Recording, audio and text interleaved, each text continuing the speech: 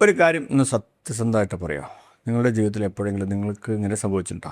അത് ഒരു ദിവസം നിങ്ങൾക്ക് അതിഗംഭീരമായിട്ടുള്ള ഒരു ബിസിനസ് ഐഡിയ വന്നു, അല്ലെങ്കിൽ യൂട്യൂബിലൊരു ചാനൽ തുടങ്ങണം എന്നൊക്കെ നിങ്ങൾക്ക് തോന്നി, അല്ലെങ്കിൽ പുതിയൊരു ആപ്ലിക്കേഷൻ ഉണ്ടാക്കണം എന്നൊക്കെ ചിന്തിച്ച്, അല്ലെങ്കിൽ പുസ്തകം എഴുതണം എന്നൊക്കെ ഒരു ആശയം നിങ്ങളുടെ തലയിൽ ഇങ്ങനെ വന്നു. നിങ്ങളുടെ മനസ്സിൽ മാത്രമേ അത് സൂക്ഷിച്ചുള്ളൂ, നിങ്ങൾക്ക് മാത്രമേ ഐഡിയ അറിയുള്ളൂ, ആരോടും പറഞ്ഞില്ല. എന്നാൽ കുറച്ചുകൂടി ആലോചിക്കാം, കുറച്ചും കൂടി പൈസ ആവട്ടെ, സമയം ശരിയാവട്ടെ എന്നൊക്കെ പറഞ്ഞ് നമ്മളിങ്ങനെ മാറ്റി വെച്ചു. അങ്ങനെ ഒരു 6 മാസം കഴിഞ്ഞു, അല്ലെങ്കിൽ ഇങ്ങനെ സമയം പോയി 1 വർഷമായി. അപ്പോഴെടാ അതേ ആശയം മറ്റൊരാൾ വിജയപ്രദമായി നടപ്പിലാക്കുന്നതായിട്ട് കണ്ടു. അപ്പോൾ നിങ്ങളുടെ മനസ്സിൽ ഒരു വാചകം ഇങ്ങനെ വരും, അതായത് അയ്യോ ഇത് എൻ്റെ ഐഡിയ ആയിരുന്നല്ലോ.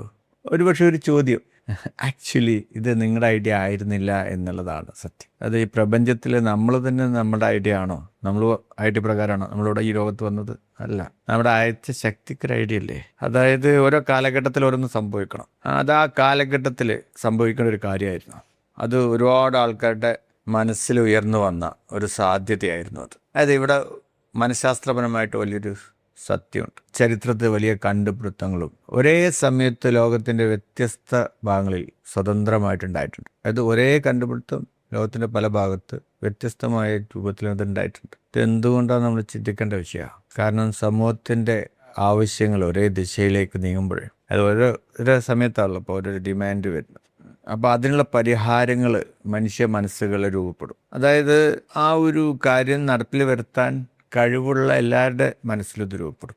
അതിനുള്ള പരിഹാരങ്ങൾ പല മനസ്സുകളും ഒരേ സമയം രൂപപ്പെടും. കാരണം അത് കാലഘട്ടത്തിൻ്റെ ആവശ്യമാണ്. അതിനാൽ ഒരേ ആശയം പലർക്കും വരിക എന്ന് പറഞ്ഞാൽ അത് അസാധാരണമല്ല. വ്യത്യാസം ഒറ്റ കാര്യത്തിലാണ്, ആരാണ് ആദ്യം പ്രവർത്തിച്ചത്. ഇനി നമ്മുടെ ബ്രെയിനിലേക്ക് വരാം. നിങ്ങളൊരു പ്രശ്നത്തെക്കുറിച്ച് ആഴത്തിൽ ചിന്തിക്കുമ്പോൾ നിങ്ങളുടെ തലച്ചോറ് ആ പ്രശ്നവുമായി ബന്ധപ്പെട്ട വിവരങ്ങളെ കൂടുതൽ ശ്രദ്ധിക്കാൻ തുടങ്ങും. ഒരു കാറ് വാങ്ങിക്കണം എന്ന് തീരുമാനിക്കുമ്പോഴല്ലേ കാറുകൾ നമ്മൾ കൂടുതൽ ശ്രദ്ധിക്കാൻ തുടങ്ങും. ന്യൂറോ സയൻസിൽ ഇതിനെ റെക്ടിക്കുലർ ആക്ടിവേറ്റിംഗ് സിസ്റ്റം എന്ന തലച്ചോറിൻ്റെ ശ്രദ്ധാ ഫീൽഡുമായിട്ട് ഇതിനെ ബന്ധപ്പെടുത്തി വിശദീകരിക്കാറുണ്ട്. അതിനാലാണ് ഒരു പുതിയ ബിസിനസ് തുടങ്ങണമെന്ന് നിങ്ങൾ തീരുമാനിച്ചാൽ, അത് നിങ്ങൾ തീരുമാനിക്കുന്നതിന് കാരണമുണ്ട്. പെട്ടെന്ന് എല്ലായിടത്തും അവസരങ്ങൾ കാണാൻ തുടങ്ങും. നിങ്ങൾ തീരുമാനിച്ച സമയത്ത് നിങ്ങൾക്ക് അതിനുള്ള അവസരങ്ങൾ കാണാൻ തുടങ്ങും. പെട്ടെന്ന് ഇപ്പം എന്തോ സംഭവിച്ചെന്ന് വിചാരിക്കും. അല്ലെങ്കിൽ നമുക്ക് ഈ ബുദ്ധി എന്താ നേരത്തെ തോന്നുന്നേ നമ്മൾ ചോദിക്കുന്ന കാര്യമല്ലേ. കാരണം അതപ്പോൾ തോന്നൂല. ഈ സമയത്ത് പലരുടെ തലയിൽ വന്നൊരു തോന്നലാണ് നമ്മുടെ തലയിൽ വന്നിട്ടുള്ളത്. ലോകം പെട്ടെന്ന് മാറിയ പോലെ തോന്നും, പക്ഷെ ലോകം മാറിയതല്ല. ലോകത്തിൻ്റെ ആവശ്യം മാറിയതാ, നമ്മുടെ ശ്രദ്ധ മാറിയതാ. ഇത് നമുക്ക് കോസ്മിക് ഫ്രീക്വൻസി എന്ന് പറയാം. ഇത് നമുക്ക് ഇങ്ങനെ മനസ്സിലാക്കാം.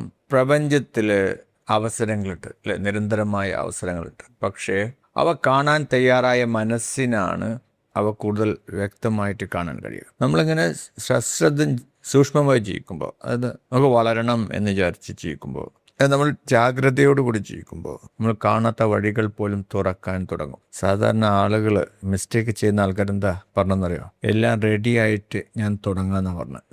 പക്ഷേ വിജയിച്ച ആളുകൾ പറയുന്നത് എന്താണെന്നറിയോ? ഞാനങ്ങനെ തുടങ്ങാൻ പോവാ, കാര്യങ്ങളൊക്കെ പതിയെ അങ്ങ് റെഡി ആവും. ഇതാണ് വ്യത്യാസം. അത് പൂർണ്ണമായും ചെയ്യാൻ ആത്മവിശ്വാസം വന്നതുകൊണ്ടൊന്നും അല്ല അവർ തുടങ്ങിയത്. അത് തുടങ്ങിയത് കൊണ്ടാണ് അവർക്ക് ആത്മവിശ്വാസം വന്നത്.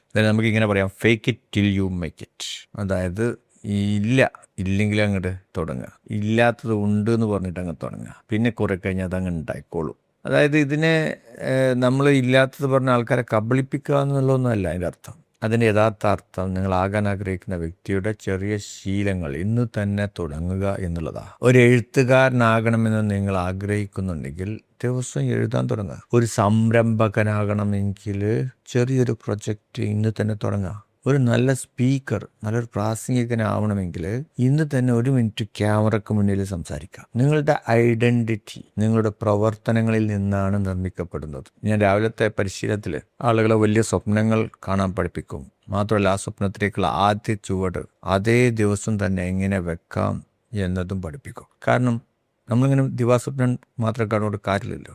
പ്രവർത്തനമില്ലാത്ത സ്വപ്നം അല്ലെ, അതിന് വെറും ആഗ്രഹം എന്ന് പറയാം. നമ്മൾ സ്വപ്നത്തിന് വേണ്ടി പ്രവർത്തിക്കുമ്പോഴാണ് അത് നമ്മുടെ ഭാവി സൃഷ്ടിക്കുന്നത്. ഏതായാലും ഇന്നത്തെ ടാസ്കിൽ നമ്മൾ ഒരു പേപ്പർ എടുത്തിട്ട് നിങ്ങളുടെ ഏറ്റവും വലിയൊരു ഐഡിയ ഇപ്പം തന്നെ എഴുതുക. First start. എന്നിട്ട് അതിൻ്റെ അടിയിലൊരു ചോദ്യം, ഈ ഐഡിയ യാഥാർത്ഥ്യമാക്കാൻ ഇന്ന് 15 മിനിറ്റിനുള്ളിൽ എനിക്ക് ചെയ്യാൻ കഴിയുന്ന ഏറ്റവും ചെറിയ കാര്യം എന്താണ്? അത് വെറും 15 മിനിറ്റ്. ചിലപ്പോൾ ഒരു ഫോൺ കോൾ ഒരാളോട് വിളിച്ചൊന്ന് സംസാരിക്കുക എന്നുള്ളതായിരിക്കും. അല്ലെങ്കിൽ എഴുത്താണെങ്കിൽ ഒരു ചെറിയൊരു കുറിപ്പ് സ്റ്റാർട്ട് ചെയ്യുക. അല്ലെങ്കിൽ ചുമ്മാ ഒരു വീഡിയോ. മൊബൈൽ എല്ലാവരുടെ കയ്യിലുണ്ടല്ലോ, ജസ്റ്റ് ഇങ്ങനെ ഒരു വീഡിയോ എടുത്ത് നോക്കുക. ഇനി വെബ്സൈറ്റ് ഉണ്ടാക്കുകയാണെങ്കിൽ എന്നിട്ട് ഒരു ഡൊമൈൻ പർച്ചേസ് ചെയ്യുക. അല്ലെങ്കിൽ ഒരു കമ്പനിയാണ് ഉദ്ദേശിക്കുന്നതെങ്കിൽ എൻ്റെ ഒരു ലോഗോ ഒന്ന് ഡിസൈൻ ചെയ്യുക. AI വെച്ചൊക്കെ നമുക്ക് ഡിസൈൻ ചെയ്യാം അല്ലേ.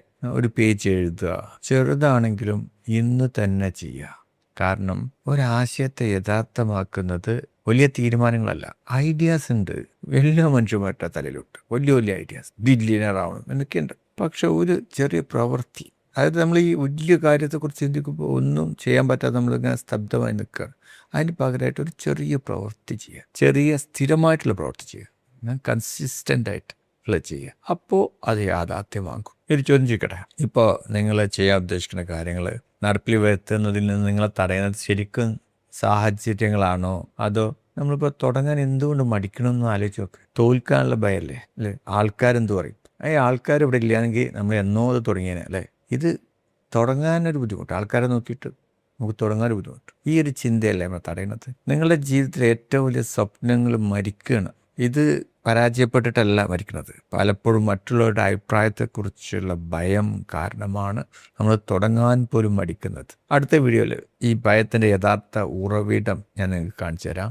എന്തുകൊണ്ടാണ് നമുക്ക് ഇത്രയും ആൾക്കാരെ ഇത്രയധികം പേടി? എന്തുകൊണ്ടാണ് ഈ ഭയം? എങ്ങനെയാണ് നമ്മുടെ തലച്ചോറിൽ രൂപപ്പെടുന്നത്? ഇതിൽ നിന്ന് പൂർണ്ണമായും സ്വതന്ത്രനാകാൻ കഴിയുമോ? നമ്മുടെ ഭയത്തിൽ നിന്ന് പൂർണ്ണമായിട്ട് നമുക്ക് സ്വതന്ത്രൻ ആകാൻ പറ്റൂ. അടുത്ത വീഡിയോയിൽ നമുക്ക് ഇതേക്കുറിച്ച് ചർച്ച ചെയ്താലോ.